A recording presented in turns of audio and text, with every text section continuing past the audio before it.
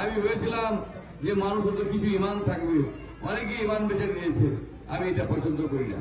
বিজেপিরা আপনারা দেখছেন, কংগ্রেসীরা বলছে আজ থেকে যে হুমকি দেখায় ফেসবুকে, এতে আমি চাই ভালোবাসা প্রতিষ্ঠিত করতে।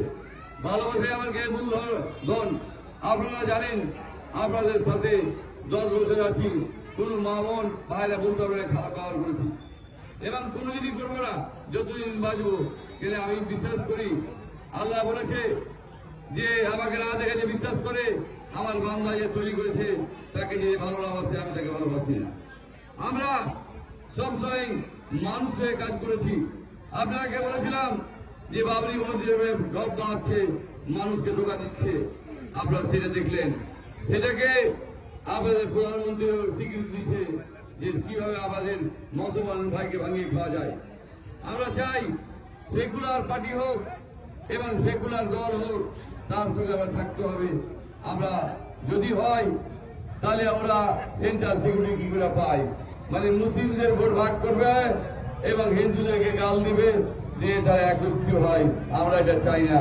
সকলকে ভালোবাসি, হিন্দু মুসলমান খ্রিস্টান জৈন সকলকে আমরা ভালোবাসি, ভালোবাসায় বিশ্বাস করি।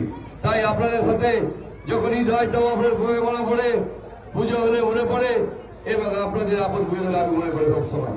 যখন লকডাউন ছিল কোথায় কেউ ছিল আপনারা বলুন? আমি ছিলাম। আমি দেখবেন এত বড় রড বেঁধে আমি আপনাদের সামনে ছিলাম। আমি 19 বার আপনাদের রয়েছি, 3 মাস দাঁড়াতে পারছিলাম না।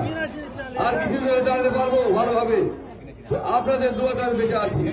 আবার দোয়া দিবেন যেন আমি ভালো হতে পারি, আপনাদের সেবা করতে পারি। আমরা সবসময় আপনাদের সাথে ছিলাম। মা বোনকেও সম্মান করিনি, বাইরেকে কোনো ভদ্রকেও সম্মান করিনি। আপনারা সকল মিলে আসুন এবং এক হয়ে ভোট দিবেন জোড়া ভোট চিহ্নে 3 নম্বর পদক্ষেপে। কেন? আমাদের সরকারকে বাঁচাতে হবে। আমি আপনাদের সবসময় রক্ষা করে রেখেছি। এলাকার মানুষের ল অ্যান্ড অর্ডার থেকেছি। আমি অশান্তি চাই না, শান্তি চাই। আমি সকালে অখিল ভাইয়ের কাছে এসেছিলাম, আবার বিকেলে আপনাদের কাছে এসেছি। আমি 7-8 জায়গায় প্রোগ্রাম, আমি প্রতিটা জায়গায় যাচ্ছি।